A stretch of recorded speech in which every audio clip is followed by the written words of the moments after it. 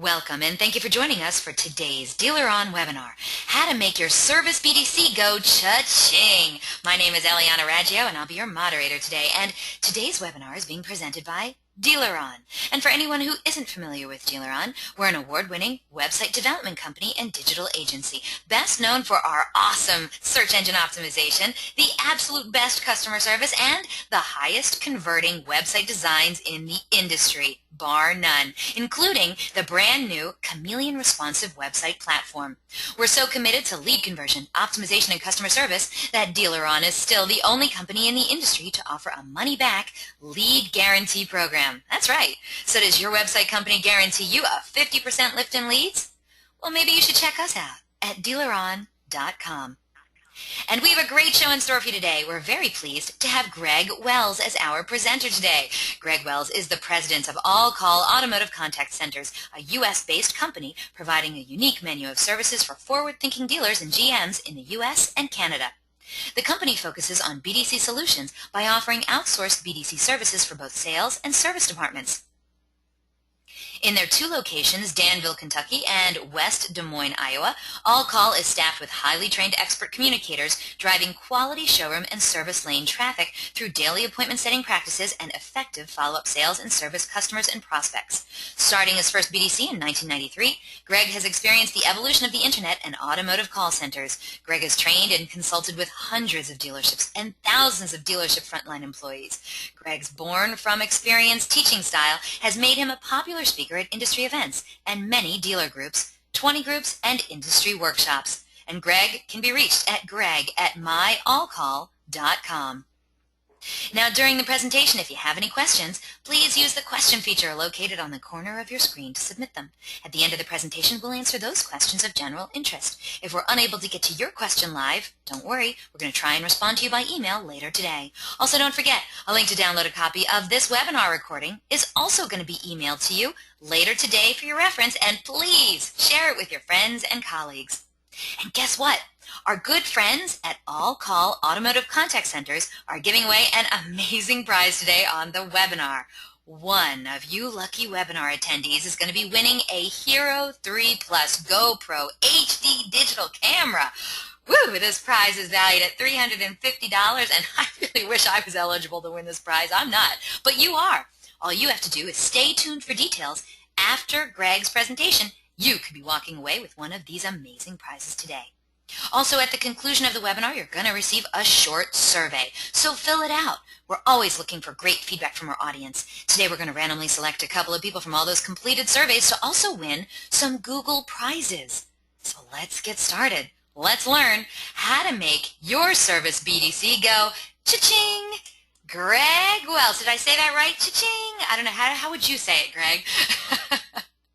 No, that was pretty good. Cha-ching. Cha-ching. Okay, there we go. So, yeah. Greg, this is not the first time you've been on my show, and it's certainly no, it isn't, and it certainly won't be the last, my friend, because I think you give great webinar, and I'm very excited. Now, I already told everyone I'm in New Jersey. Where are you broadcasting from right now? I am in Syracuse, New York, at Drivers Village.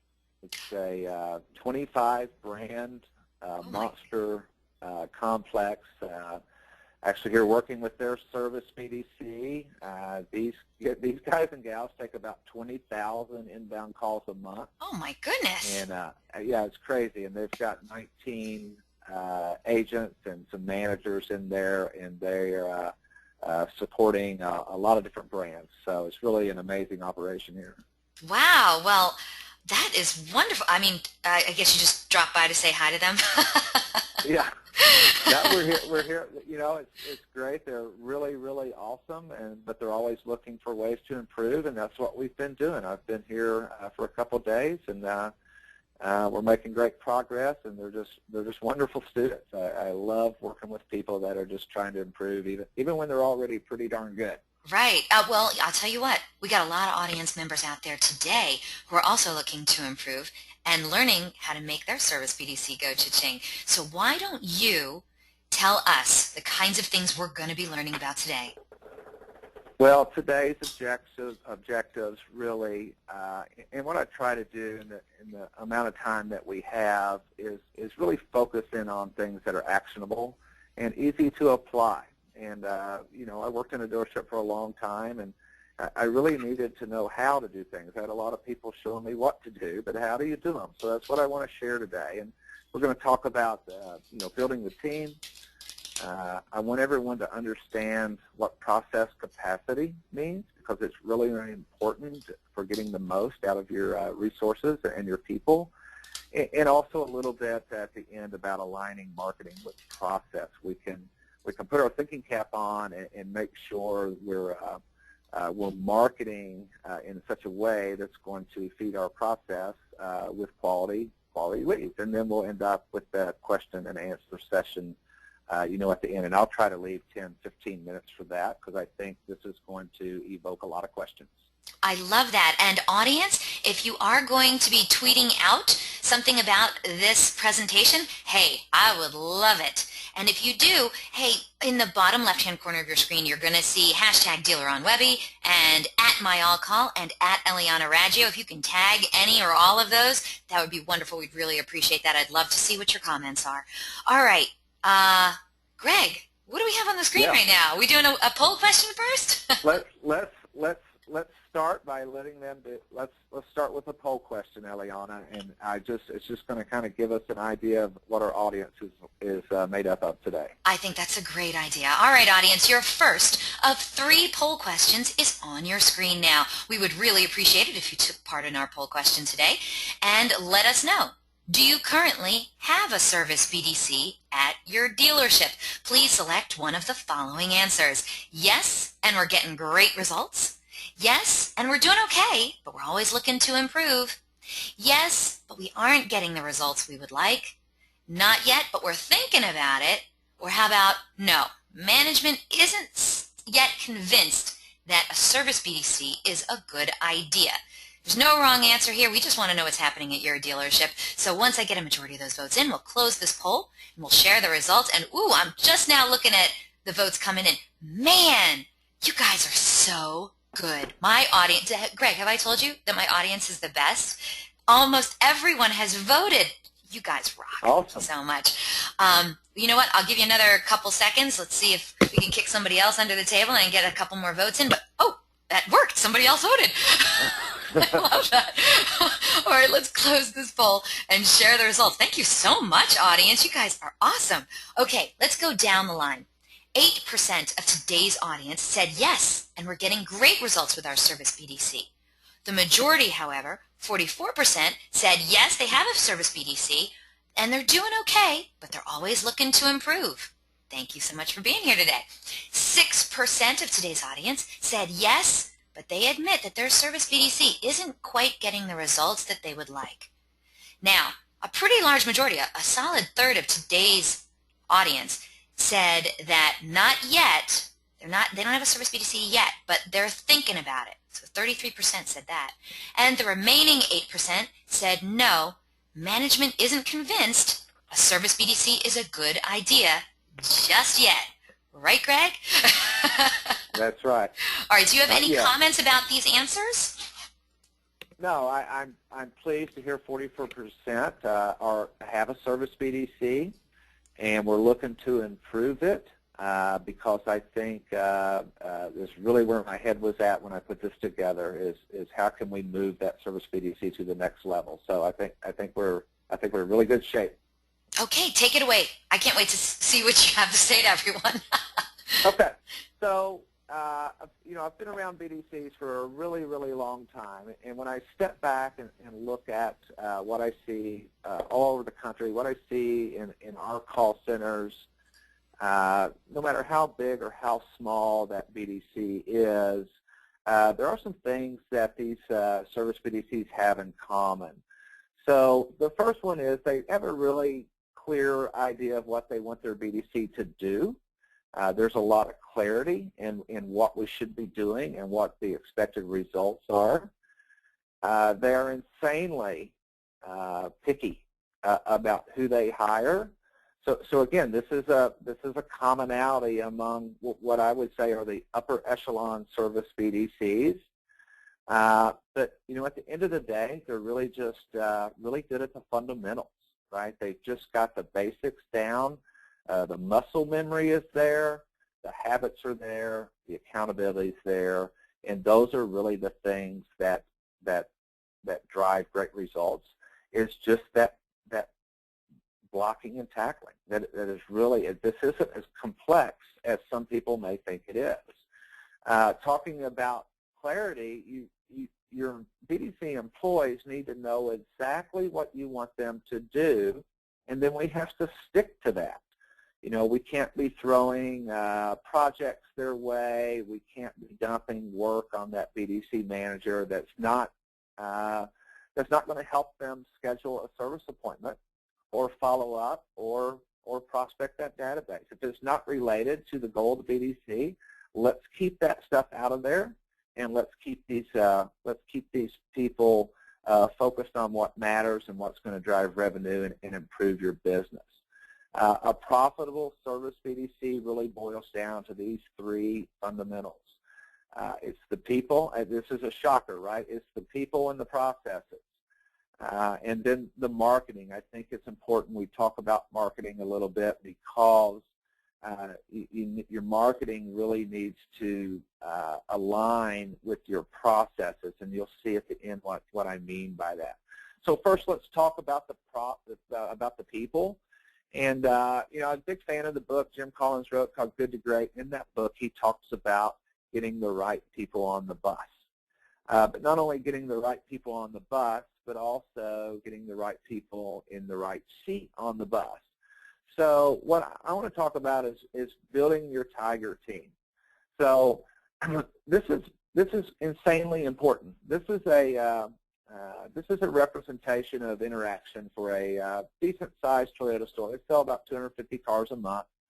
And the general manager wanted to look at all the ways we interact with our customer, and we saw that they had about 600 people in the showroom, about 500 internet leads, they're closing close to 2,000 ROs, 8,500 website visitors. But when we look at the phone system, in just the month of September, 9,600 outbound calls from the dealership and 16,440 inbound calls to the dealership. So the point is, when we interact with customers, we do it on the phone more than any other method, right? We touch more people, there's more touch points, more interaction, more communication happens on the telephone. And if there's a BDC there, we know who is doing the lion's share of that phone interaction. What we say in Kentucky is you can't take donkeys to the Kentucky Derby, right? So this is very, very important that we find the right people. So let's talk about that. And there's a process that we use on how to find the right people and then really how to select them. So where do I find them? Social is a great place. Many times I'm in a store with a BDC, and we'll just ask a good agent, hey, get on some Facebook and let some people know that we need help, that we're hiring, that we need people. And I believe birds of a feather flock together, right? So they get on Facebook, and just countless times, within 10 or 15 minutes, we've been able to set up 2 or 3 interviews with people. We didn't spend any money. We're finding people that know somebody that worked there. So it's just a great process. Same thing kind of applies with your database. An email out to your database, job opportunities at BDC Motors in a good content in that ad. Let people know what the department is and the kind of person you're looking for. And this works great. We get a lot of responses on these, and they're usually people that know who you are. Maybe their mom or dad or brother or sister or wife.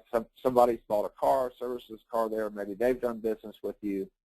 But there is at least some familiarity, and they kind of know, hey, this would be a great place to work. And guys, I've been doing this for almost 15 years. I have not bought an ad in the paper for 15 years. The database is really, really good way to go.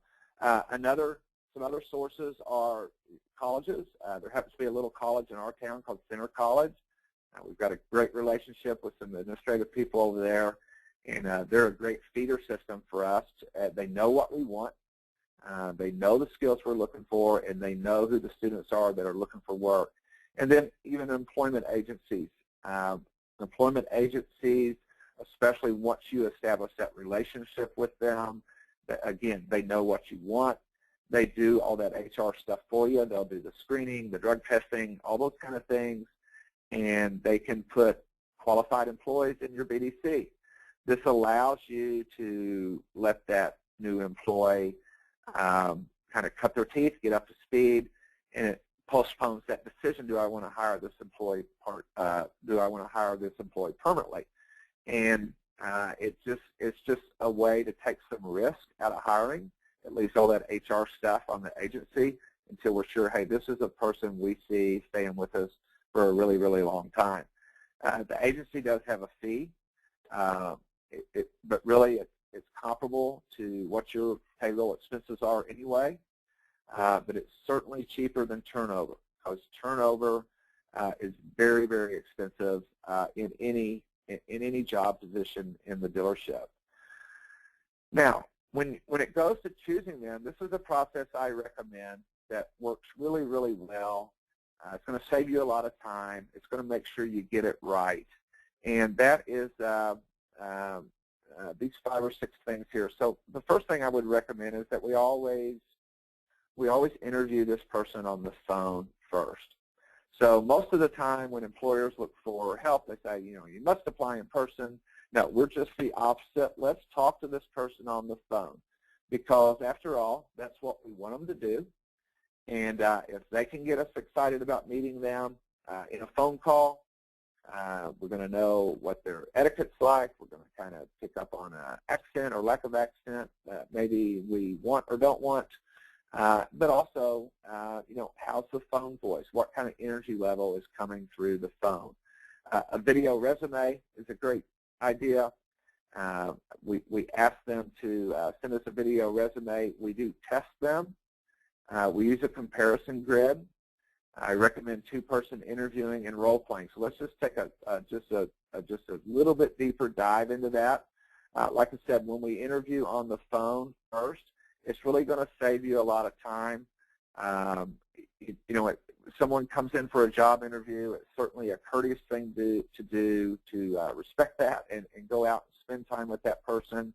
But when you do that, it's taking you away from business at hand. So we just find that the phone interview first is a great way to screen out and find the people that you're excited about and that you really want to talk to. Once we interview somebody on the phone, we ask them to send us a video resume. So this is a screenshot of a video we got from Sarah. Sarah's one of our agents. And I told Sarah, I said, you don't have to be Quentin Tarantino. Let's just send us a video, give us a good background, and in 15 or 20 seconds, tell us why you want to work, at All-Call, or why you want to work at BDC Motors. I do want to comment that Sarah does have arms. In this picture, it looks like she doesn't have any arms, but she actually does. She's just got them behind her back. So. Okay, I have a question. I'm going to give you a question, all right? Okay. I want to know, if somebody is interested in a calling position, why do you need a video? Why do you want to see what they look like? What's the... You know what? I don't care what she looks like as much as I want to make sure she's comfortable being on video. If video is not part of your BDC process, it should be. It is very personable. It has a super high connection rate, response rate. We use video appointment confirmations. We use video, what my girls call video voicemail. So if they leave a voicemail, they'll send a video over. And it really boosts that communication back from the customer. And a lot of people do this on the sales side, but the same reasons you would do it in your sales BDC apply to the service BDC. It's all about connectivity and responses and being able to close that task so that we can resolve that opportunity, mark it closed, and move on to the next one. And also, I just want to make sure she's not afraid of it. So many times that little red light comes on and we freeze up. We're not comfortable with it. So if I know she's fearless, she's not afraid of it, then I know I'm not going to have any trouble teaching her how to do the video that's part of our process. I agree, because if they can be convincing and confident and well-spoken in a video, there's no doubt in my mind they can do the same on a phone. People are definitely more afraid to be in a video. You're right. Yeah, Good point. absolutely. So it's really just a fear check.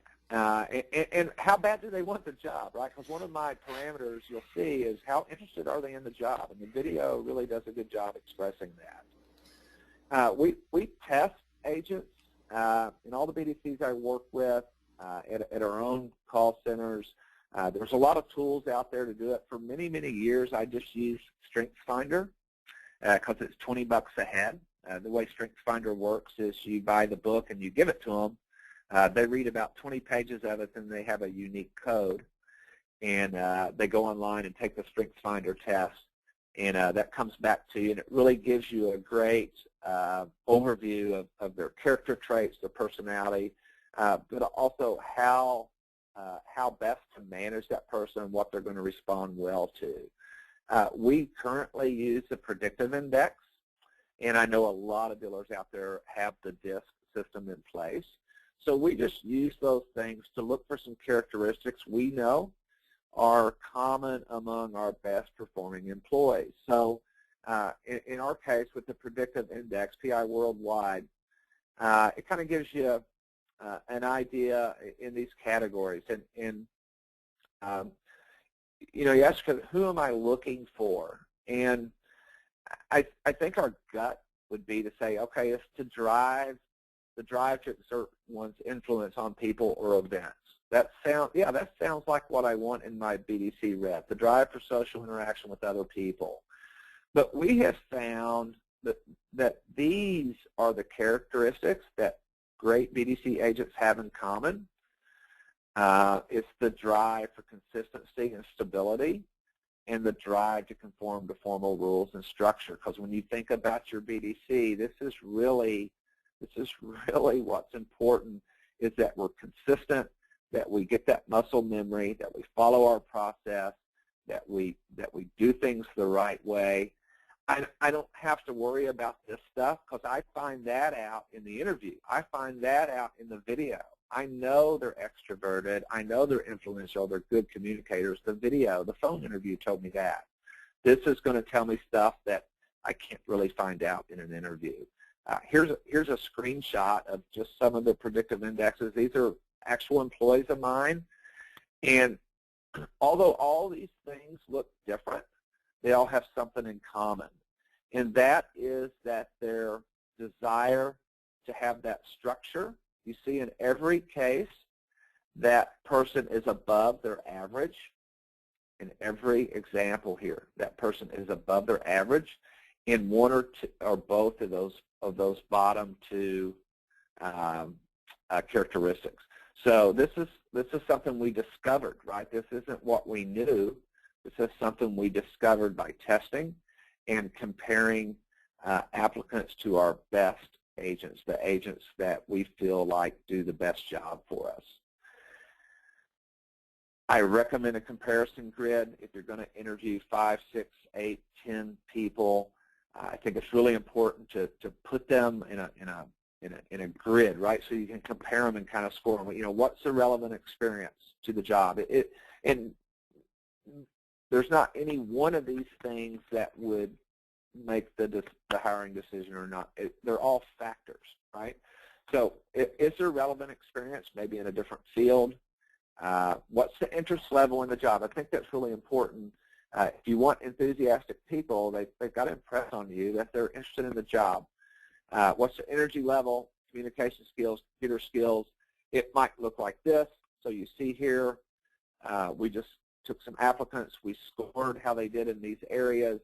And actually, Sarah is the one we hired here. Even though she didn't have the highest score, we really put a lot of emphasis on her communication skills, and we thought her video was really awesome. When we do interview in person, I recommend we use 2 people. This is going to just save tons of time.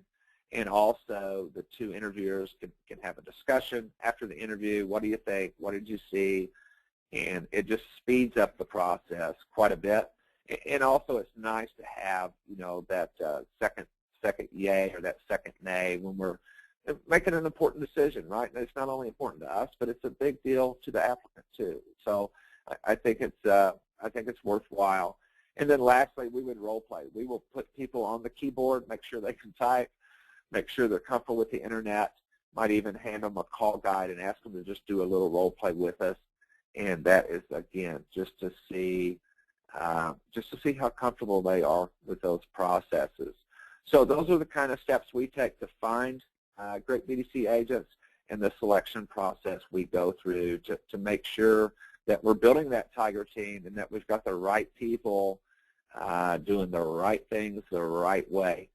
As far as compensation goes in the dealership, just one thing to be sensitive to, that hourly wage, it needs to be similar to other hourly employees, office staff, cashiers, receptionists, and so on.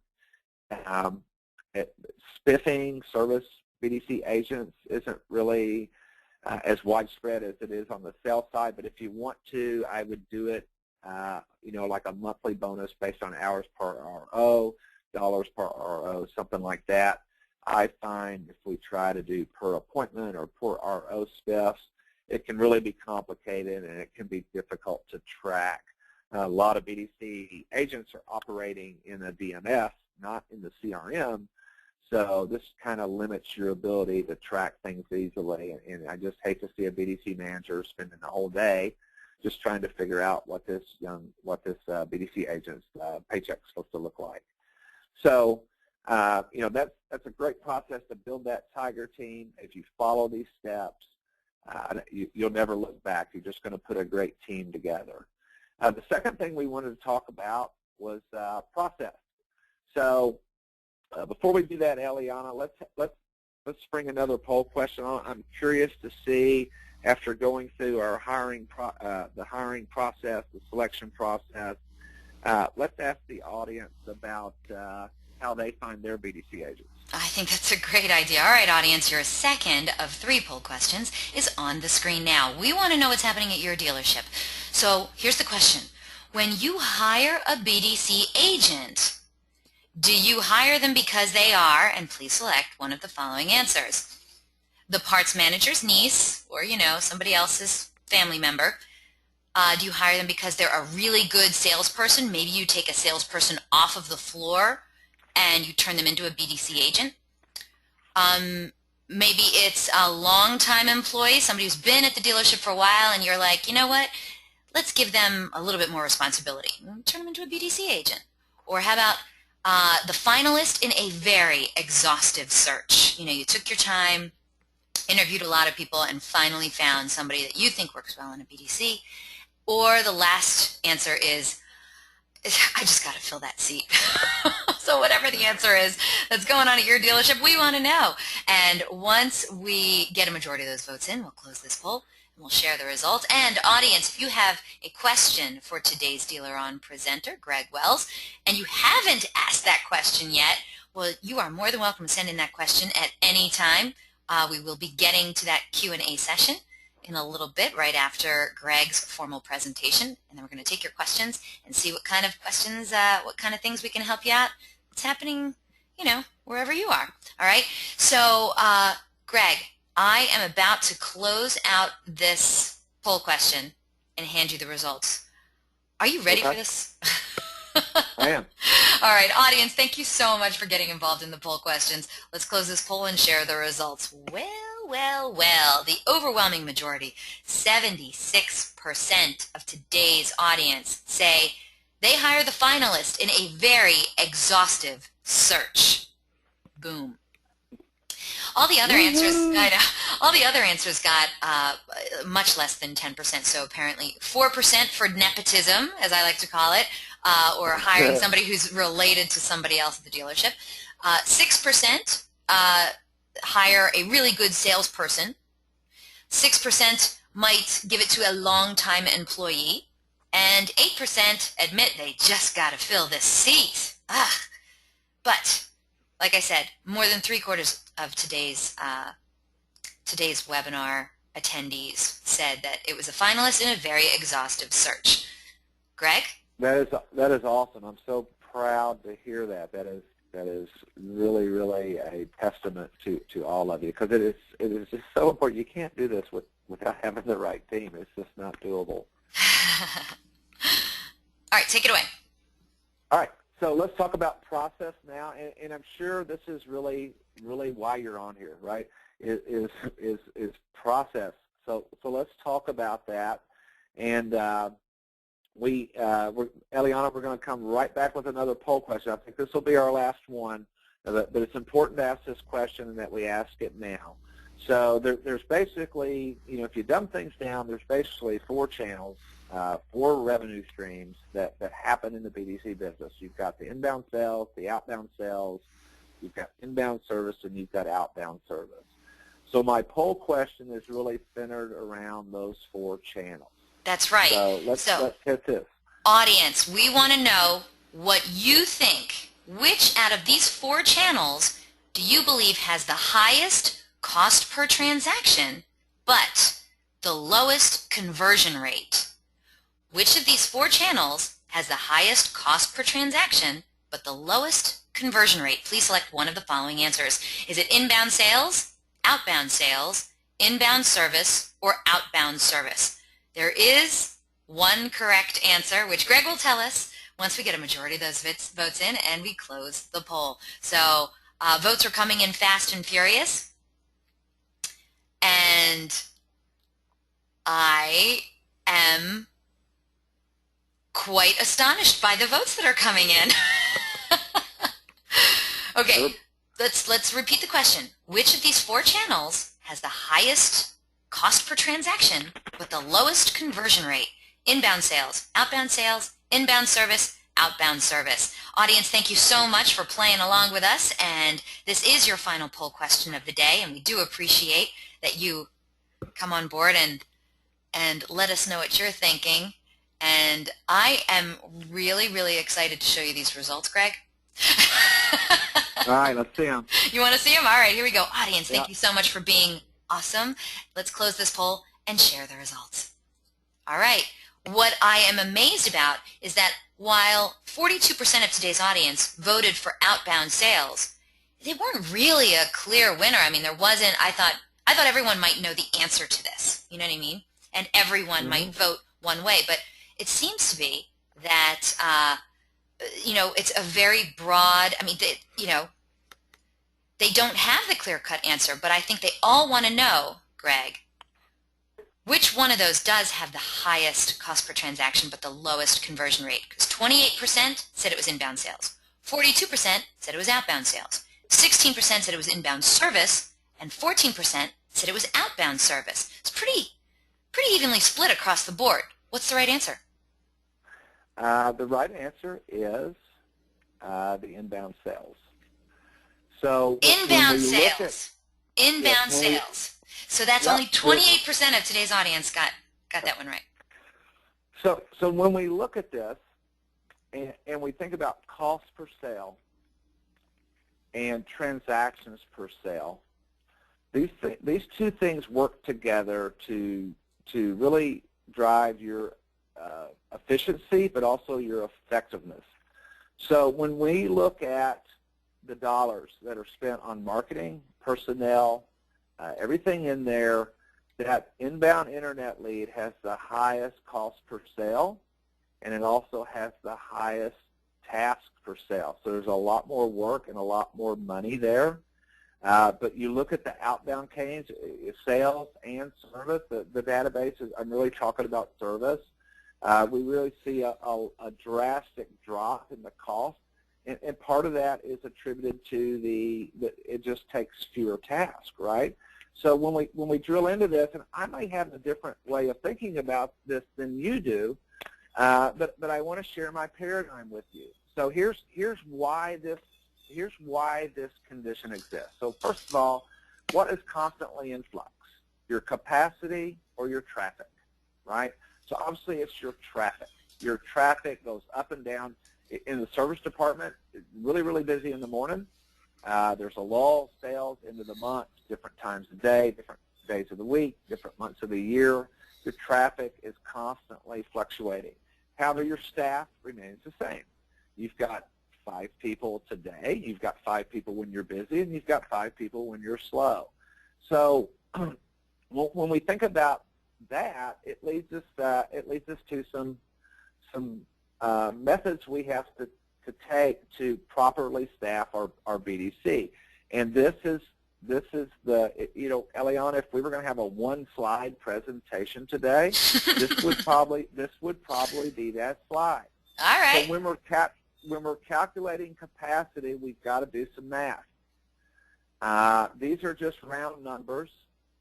These average tasks are going to be different for everybody. They're going to be different for everybody. You have to know.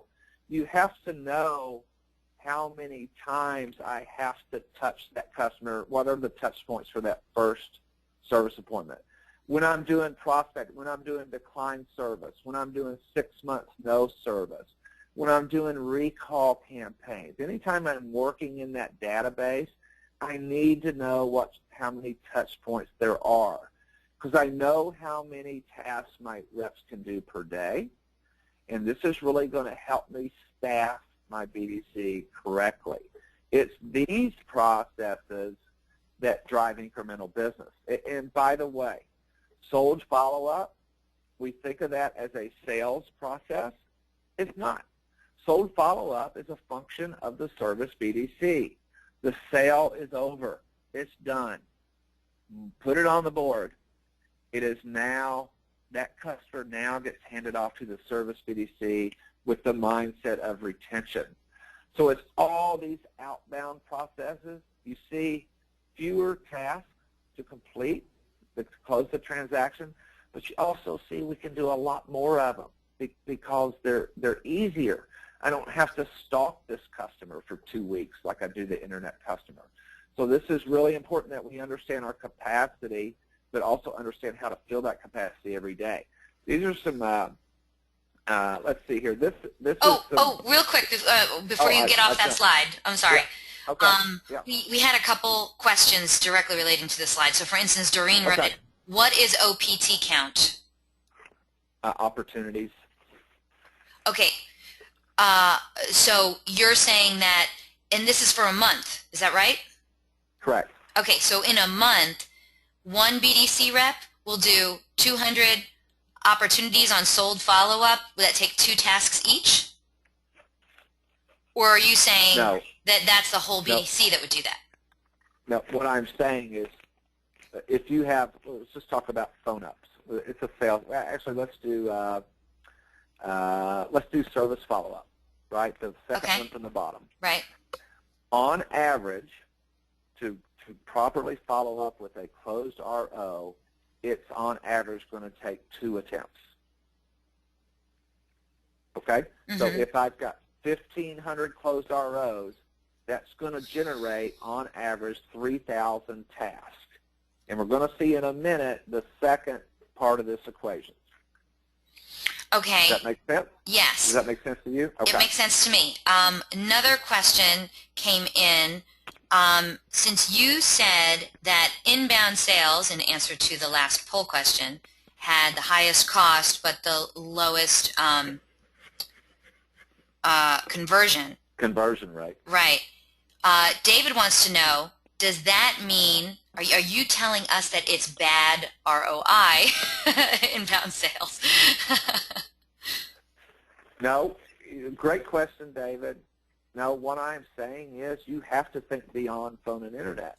So I see there's a lot of dealers that have a couple people on the phone taking phone ups, responding to internet leads, and they think they have a BDC. You're not developing anything. All you're doing is preventing lost sales. You're capturing. You're not creating. But to truly be lean and mean, and remember, this is about being a profitable business development center. You have to think beyond phone and internet. It is the outbound campaign. It's service. When we add service, the marketing cost is so low the task that we can do in service is so much higher because there's less work involved. That's where the incremental revenue comes from, is from those outbound campaigns. Right. So I believe everybody, of course I'm a BDC guy, right? So I think a BDC fits any dealership, right? But I understand, right? Some dealerships have great frontline people, but most of us don't. So a BDC is a good idea. On the sales side, what I'm saying is if you have a sales BDC and you struggle with the ROI, think about adding service, because when you add service, you truly become much more effective and much more profitable because it's easier, and you're talking to people that pardon the expression, but it's order taking, right? It's customer service, it's retention. It's much easier than battling the internet lead, and even phone-ups these days are pretty easy. But that's the point, is the outbound sales are what make you profitable and actually what make you way more effective. Got you. One more question, not on this slide, but on the slide before. Michael wrote in, and, well, not, I guess the slide before that. Michael wrote in, and he wanted to know, when you said it had the highest cost, did that include training or before training? Is training added on this at all in the cost? No. What's in here is marketing. What's in here is, what's in here is compensation, marketing, and on the sales side, we're usually buying leads, or there's a cost associated with that leads. Whereas on the service side, it's just fractional compared to what we're doing on the sales side. Okay. And that gets addressed when we talk about marketing at the end here. All right.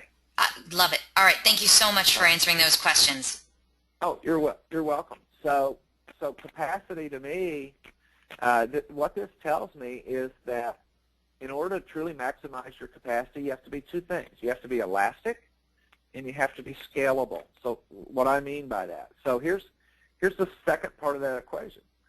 So if we know how many opportunities we have, and we know how many tasks it takes to close that opportunity, we can now figure out how many BDC agents we need.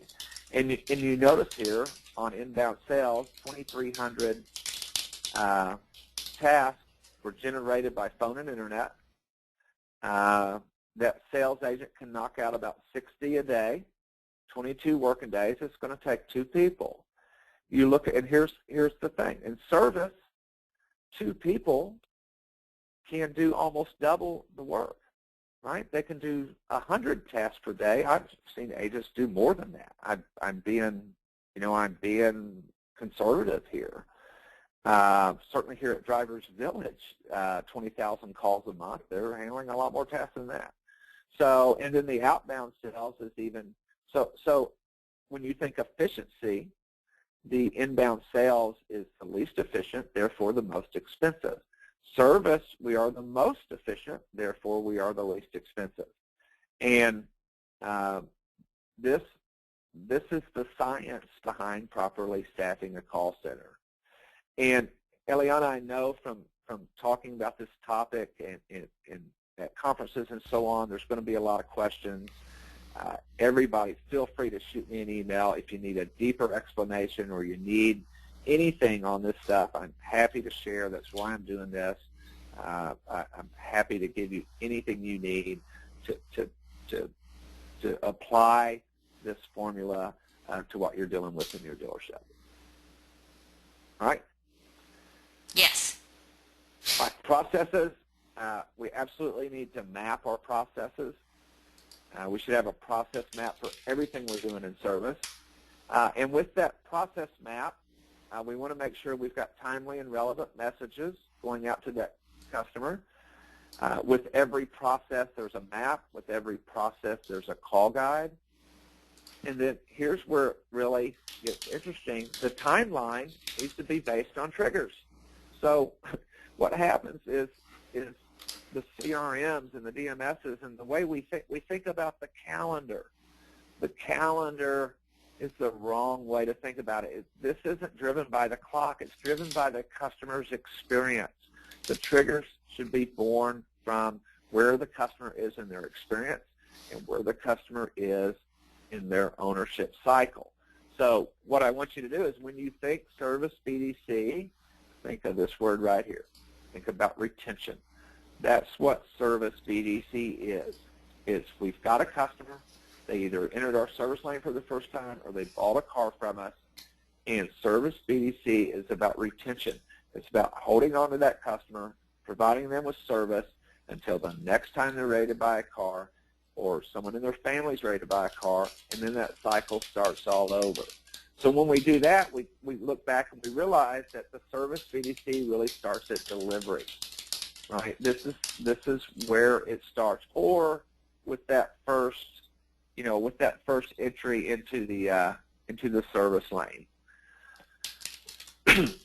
When we think of the clock, the CRMs want us to do a day 1, a day 60, a day 90, or a 1-year anniversary, and all this nonsense, when really it should be driven on where the customer is in the experience. So rather than a day 1, day 60, day 90, I would rather you think about, hey, welcome, right? Or if they bought from you before, you don't say welcome. You say welcome back. We're relevant. We know our customer. Maybe at 60 days, we're doing a driving habits call so that we can be sure that we get them into the dealership for that first service. And then from there, the triggers really kind of mirror the manufacturer's recommended guidelines. There's birthdays that pop up. There's recalls that happen. Those are the kind of triggers that need to spark that touch point. It's not just based on how many times the earth has revolved around the sun. It doesn't make any sense. So focus your interaction with your customer in the service part. Focus that interaction, those touch points, on where the customer is in their ownership experience, where they are in their cycle. Triggers are going out of warranty. Triggers are moving into equity. Triggers are I need tires. Triggers are I got a big 60K coming up. Those are the triggers that will help us move that service customer right back into the showroom. So the showroom is marrying customers to the service department. The service department is marrying customers right back to the showroom. When we think about messaging, you just want everything to be high quality.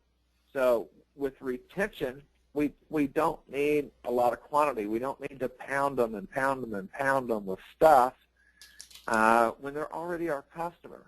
That's for the conquest customer. That's where the high quantity comes in. But regardless, get rid of the automated stuff. All the low-quality stuff just doesn't make any sense. What's the value of sending someone a letter that says, happy anniversary to your car? I mean, come on. There's no value in that to the customer.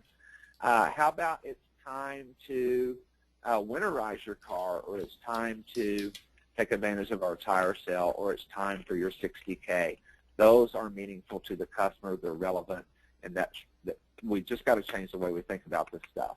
And the CRMs are all driven off a counter, a clock, and it's really if you got a Chevy store and a Kia store, the Chevy store, that customer's on a different trigger line than that Kia customer is.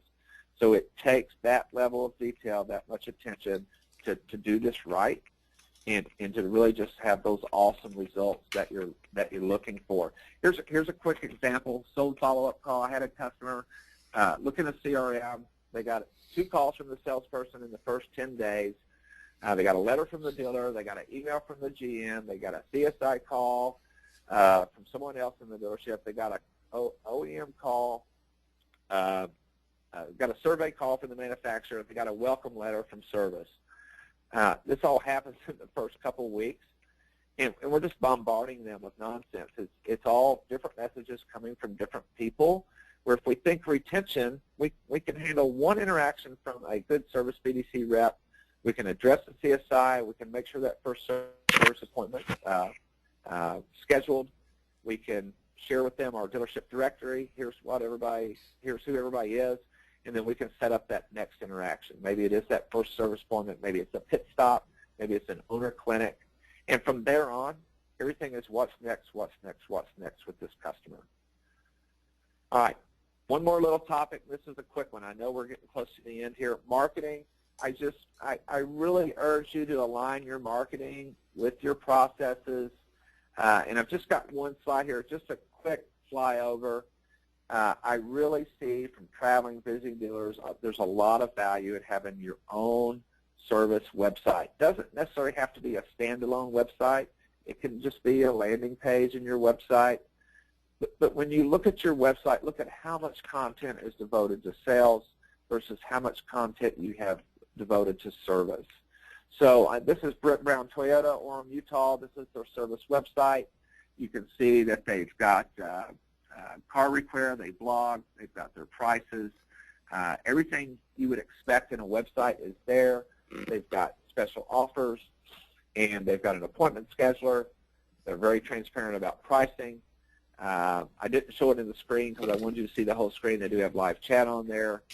They do a lot of email marketing, and from that email marketing, they build landing pages, so everything's really just professional and congruent, and direct mail is still very effective in the service lane, and I know a lot of you guys are doing that. So just one example. Here's one thing you may be thinking, a lot of hot topic prospects in the service lane. So I want you to meet Kelly Murphy. Kelly's up in Hartford, Connecticut. She's right there in the service lane. What Kelly does is she determines the vehicle value for all service appointments. So she's looking out cars that are coming into service. She prepares a financial position statement for that customer, kind of a three choices deal. You can do nothing, just continue to enjoy your car, and we'll continue to service it for you. We'd be happy to make a firm cash offer on your car, or we could upgrade you to something newer. And she shows customers their options. She's part of a bigger team. This team is this is at Gingras Motors, and I put them on here just to give them some props, but also I just want you to see these are their numbers from September.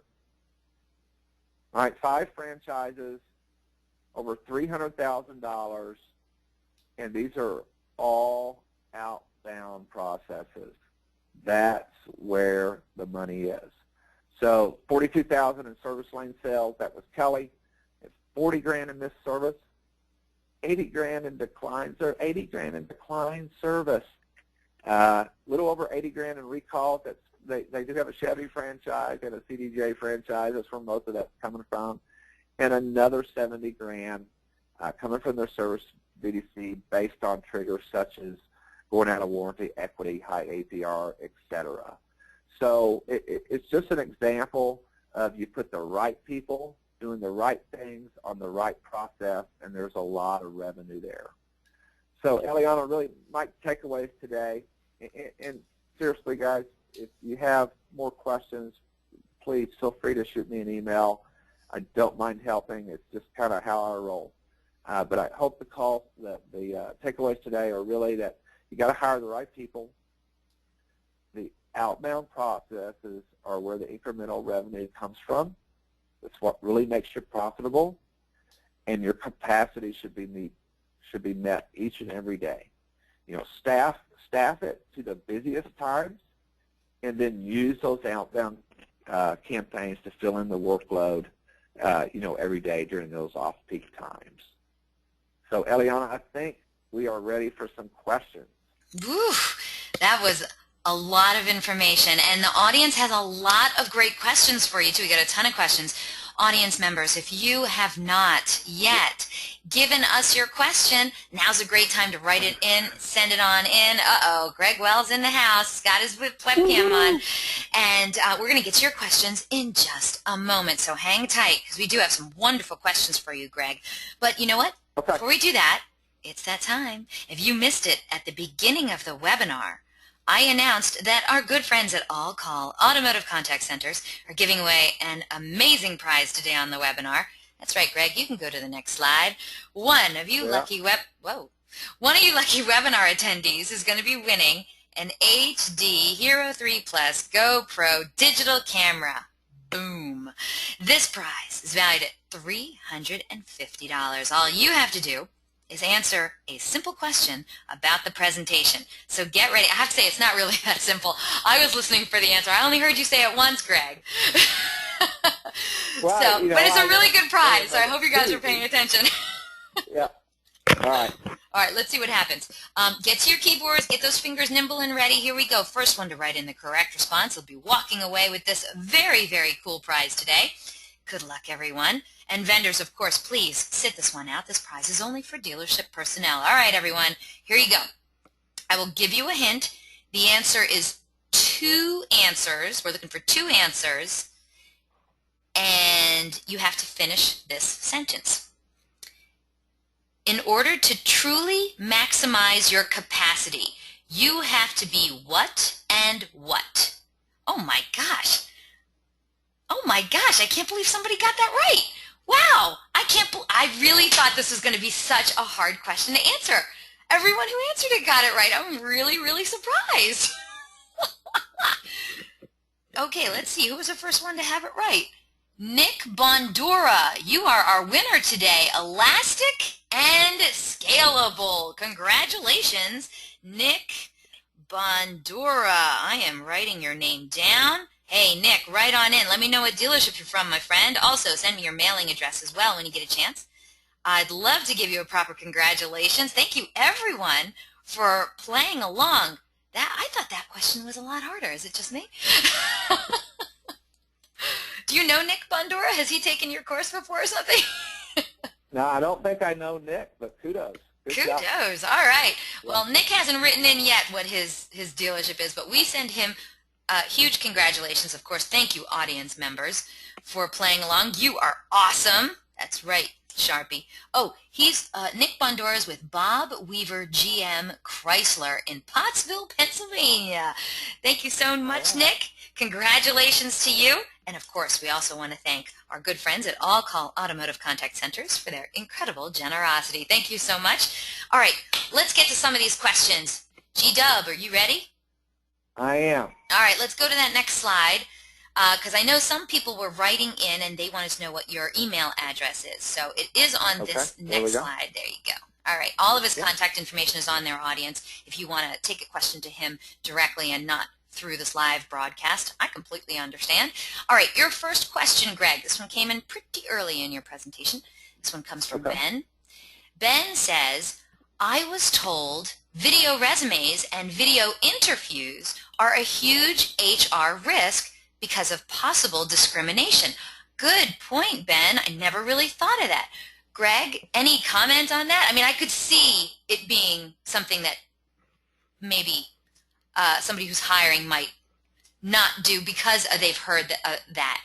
Is that true? Have you found that? Or would you say it's better to hire the right person and do it, using the power of video than hire the wrong person to have to go through that?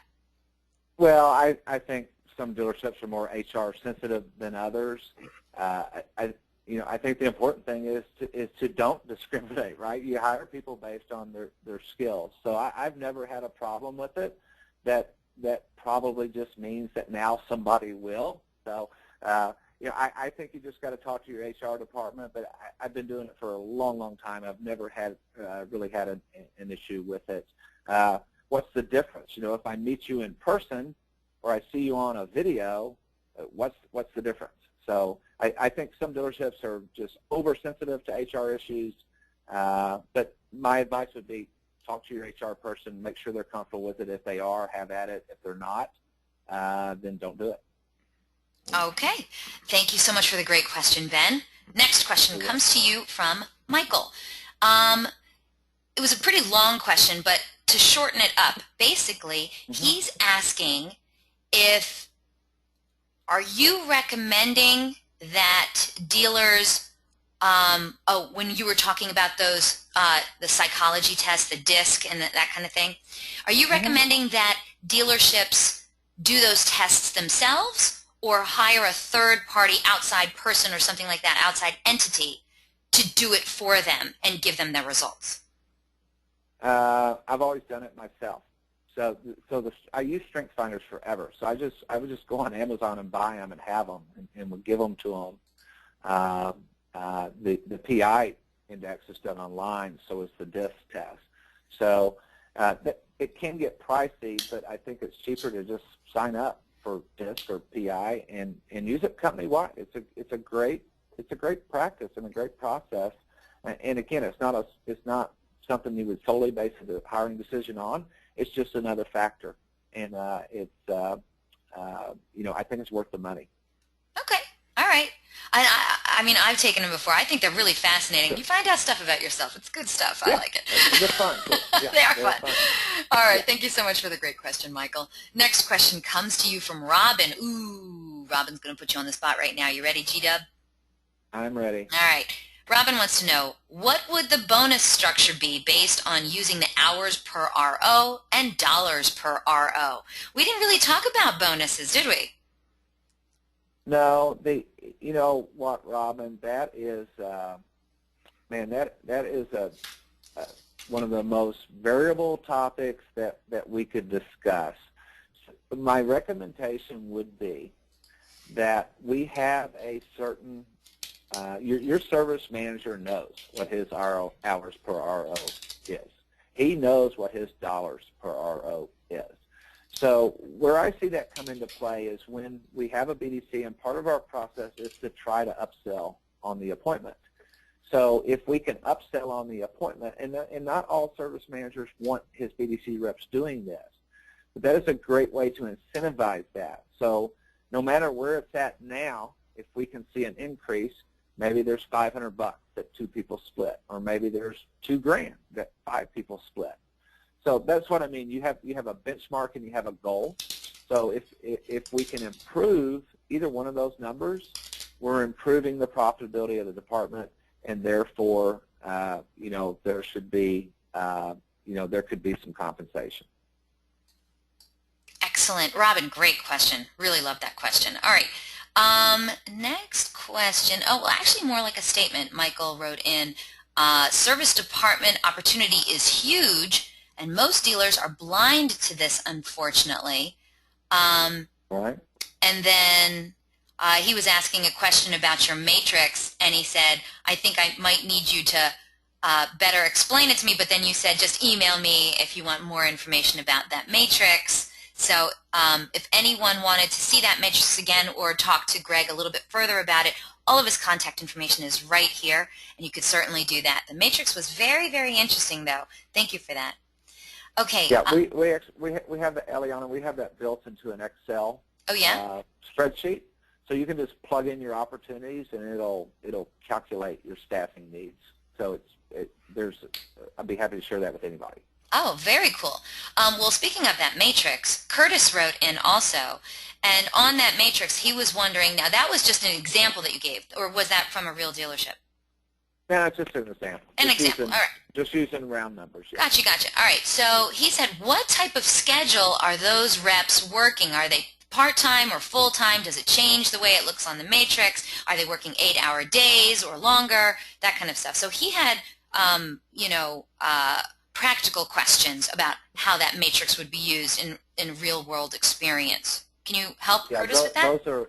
Those tasks per month, that completion rate, that's up for a full-time employee, so a 40-hour work week.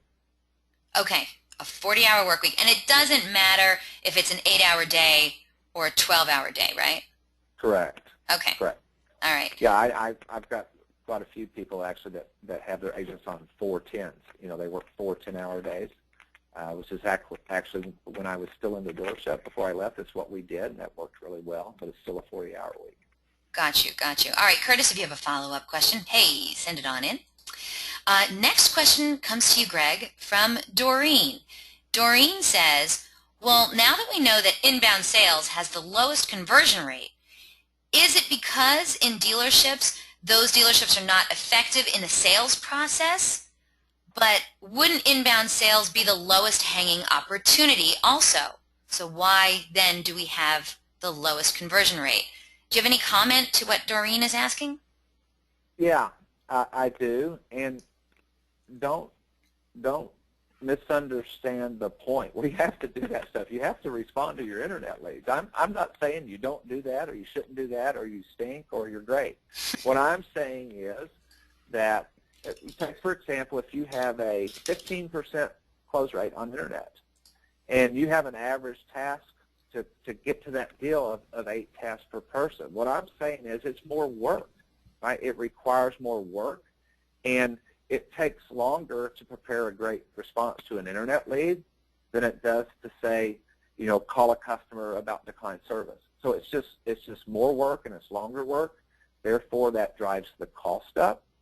The conversion rate, people calling into the service department to set an appointment, that's a 60-70% close. Whereas in internet, we're at 15%. So you really can't compare the two. It was just the point of all that was that if you're not doing the outbound stuff, you're really not being lean and mean, and you're really not seeing the incremental sales. All right. Thank you so much for the great question, Doreen. I really appreciate it. I know exactly what you were talking about, though. All right. Greg, we still have a ton of questions still. All right. For instance, this next one comes from John, and John says, what are you using for a reliable call source to calculate quantity of calls? I mean, isn't that what you guys do? Yeah, what are we using? Well, at All Call, we use our phone system is a Vocalocity phone system, so it tracks everything. In most dealerships, if you're a dealer.com website, that those call tracking numbers are being tracked. Maybe you're using Century Interactive, maybe you're using Call Review, maybe you're using Call Source. Most dealers have trackable numbers, and those things are going to keep count.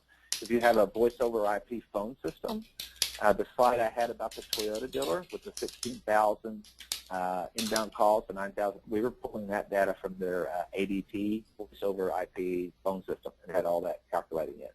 So we're using whatever system the dealer has to track that. I got you. Okay. Now, John did have a follow-up question, and so did David, basically the same question. He says, well, for the driving habits, how are you looking at those clients? Are you doing that through their prior service history? How are you compiling their driving habits? Both John and David had that question. Well, the driving habits call is just the name. We've given that milestone in the follow-up, or that touch point. So we're referring to about 60 days after delivery. We're calling the customer to discover their driving habits. How's the car doing? How many miles do you have on it? We've got you set up for this first service in about 30 days, but it looks like you drive a lot, so maybe we should go ahead and get that in there. It's just a good reason to touch base with this customer and also make sure that we do have a good, solid first service appointment set. So it's just a milestone. The driving habits, the name of the call is really the purpose of the call. It's not some information we already have. Does that make sense? It makes sense to me, but hey, if anyone else has a question about it, please write on in, all right? Okay, let's keep going with these great questions from our audience. Next question comes from Michael. He says, are you advocating that all triggers receive a personal touch via a phone call versus just a text or an email reminder? Yes. Yeah. So our philosophy is we always call. And when we call, we always leave a voicemail. And if we leave a voicemail, we always send an email.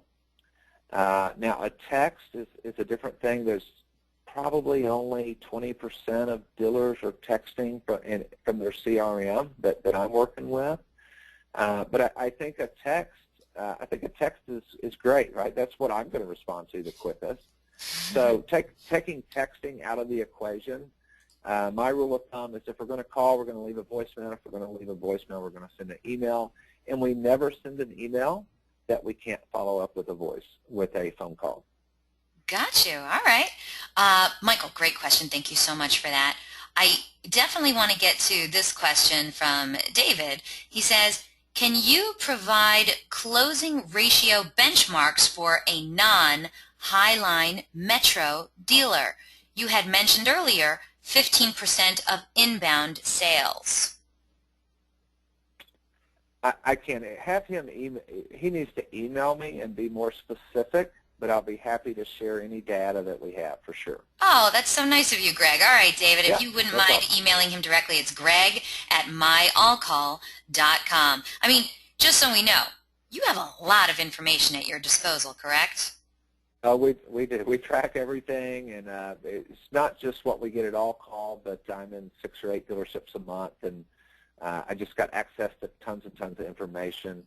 One of my best sources of information is Chip King over at Call Review. He's so helpful, and they really track millions and millions and millions of calls.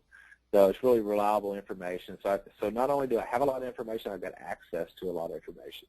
I love that. All right, we are down to our last handful of questions over here.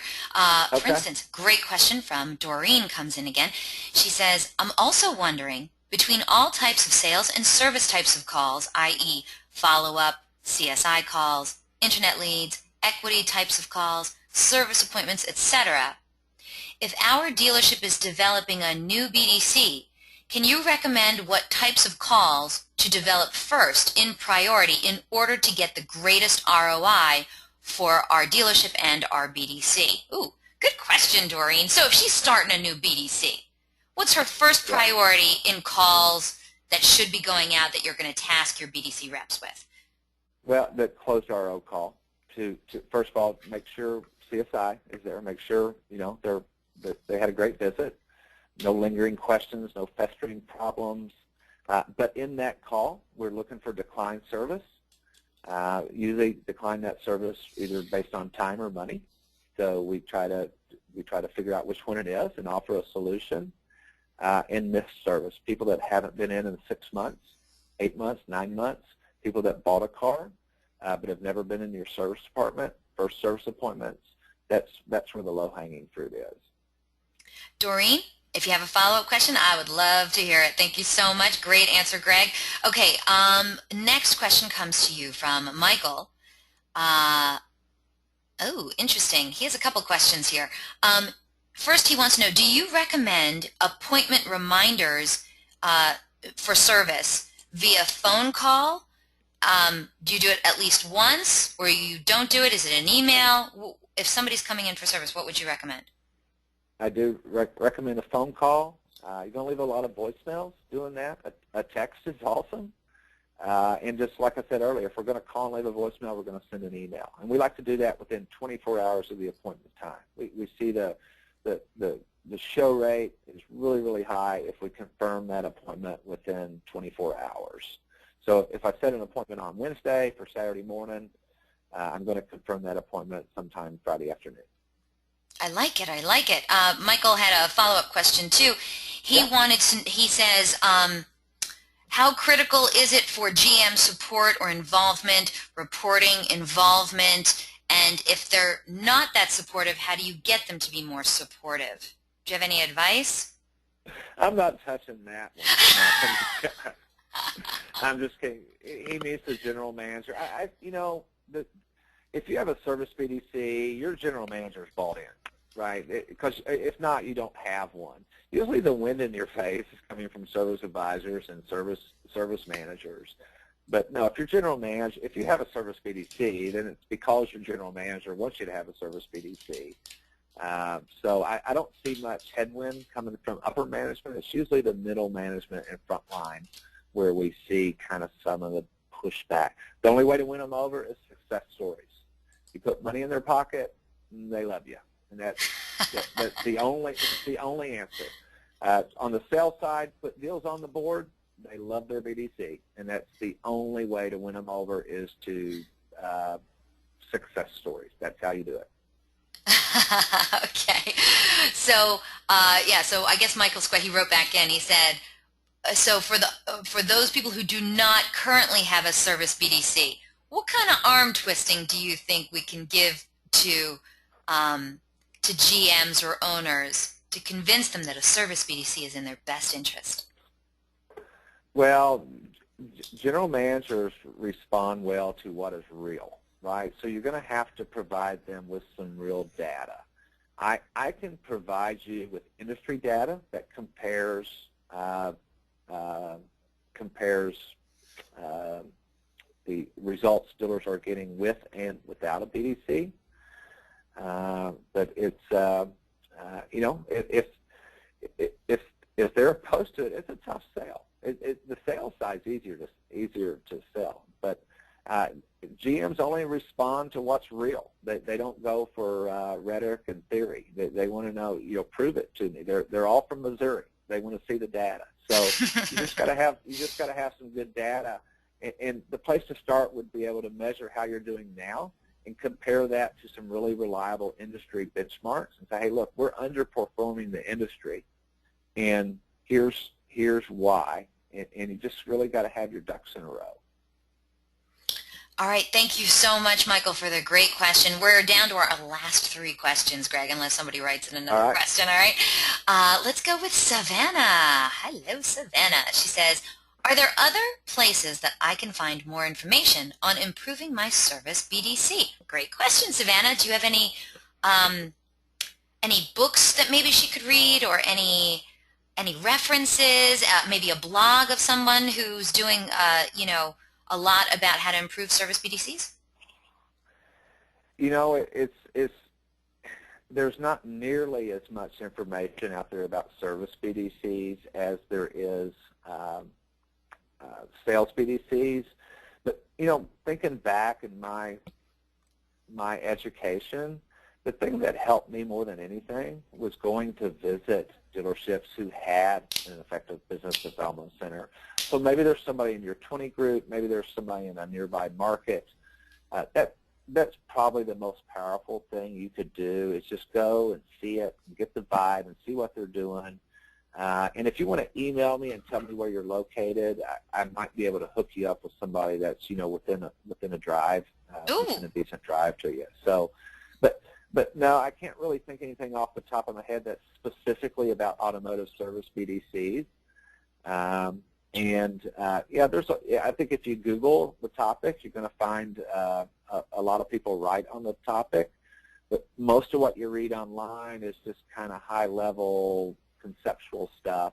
And I think probably what she's looking for is the nuts and bolts of how to make it work. She's not the best thing to do.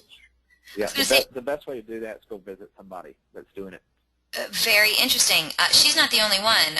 Michael wrote in. He was wondering if you had any GM references or you know, other service BDCs who are doing really well. So you said you might know somebody if he emailed you, right? Absolutely. Okay. Yep. Tell me where you're located, and I'll see if I can connect you with somebody. Sweet. And then Doreen wrote back in, and she says, follow up on that. How would I go about gathering the stats and industry data to convince our GMs that a BDC is the right thing for us? Is there any online sources you can recommend? Say that again, please. She wants to know if there's any online sources you can recommend that would give her the stats or industry data to convince her GM to do a service BDC. Yeah, I would email Chip at CallReview, CallRevu.com, Chip at CallReview.com. I've had him on my show before. He's really wonderful. Yeah, and he doesn't mind helping, doesn't mind sharing. As a matter of fact, he sent some data to share with me for this webinar, and nobody's got more data than Chip when it comes to this phone. As far as I know, that nobody does. I love that. I love that. Okay, so I sent everyone the email address for Chip. So he's a super sweet guy too. So if you can take a minute to shoot him an email, maybe he'll be able to give you that information that you're looking for, and you can finally get yourself a service BDC of your own. Thank you so much for the great questions, everyone. All right, last couple of questions. Doreen, she says, what are some great call center softwares for BDCs to help track calls made automatically, record calls, report performance, etc.? Do you have some kind of software that Doreen might be able to look into, Greg? Yeah, what we use isn't really going to work in a dealership at all call. So it's really, you know, you really pin down to what the phone system your dealership has. But as far as software goes, Sensory Interactive is really, really good. There were a lot of clients using that. Great reporting, great dashboard. And then, again, not to make this the Chip King show, but what Call Review does is amazing.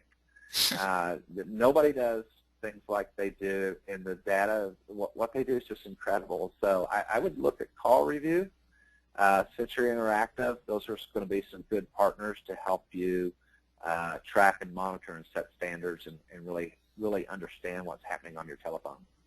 Thank you so much for that. Doreen, good luck. I wish you the very, very best on that. Okay, Jake has been waiting a very long time. He's our last question of the day. All right, Jake, thank you for your patience. He says, hi, Eliana. Great webinar as usual. I love hearing that. He says, we just started a BDC for our sales department, and based on what I'm hearing today, should we have started with service first, in Greg's opinion? Greg, what do you think? Well, I'm going to say no because it's too late, right? You can't. No, Jake, go with what you're doing. Yeah, but I would say look at bringing that in fairly quickly. Let's get your, cut your teeth, get your staff stable, get your arms around your phone ups and your internet leads, and then move into the service as quickly as possible. I love it. I love it. Great advice from a great guy. Audience, thank you so much for being here today. I hope you enjoyed this presentation from Greg Wells, President of All Call Automotive Contact Centers. Greg, I know I certainly enjoyed it. Thank you so much for being here today. It was a wonderful, wonderful webinar. Thank you. You're welcome. And if you thought he was as good as I thought he was, or whatever you thought about today's presentation, we want to know about it. So we're going to send you out a survey in just a moment after this webinar concludes. Please fill it out. We're always looking for quality feedback from our audience. Today we're going to randomly select a couple of people from all those completed surveys to also win some Google prizes. You can't win it if you don't fill out the survey, though, all right? So hopefully we'll hear from you. Right. Invitations will be going out tomorrow for our next webinar. The Ultimate Toolbox for Mastering Local Search Success with none other than digital marketing expert Eric Milch. Computers, smartphones, and tablets have completely revolutionized how consumers locate and discover local information. However, if you're looking to expand the overall reach of your company online and ultimately connect with more customers, well, it's going to involve much more than just setting up a website. A comprehensive local search engine optimization campaign is of utmost importance for your organization to compete and thrive in today's challenging economy. Many dealerships would receive a failing grade on their current local search presence. Would you? Are you struggling with your local search strategy? Not to fear. The expert in local search strategies is here, and he's ready to help. Eric Milch will show you the ultimate toolbox for mastering local search success. This extraordinary one-hour webinar will provide the necessary information and resources to help you understand why local search is so important, how local consumer behavior is changing, and what you need to do to give your local marketing efforts a swift and dramatic boost for your dealership to beat your online competition.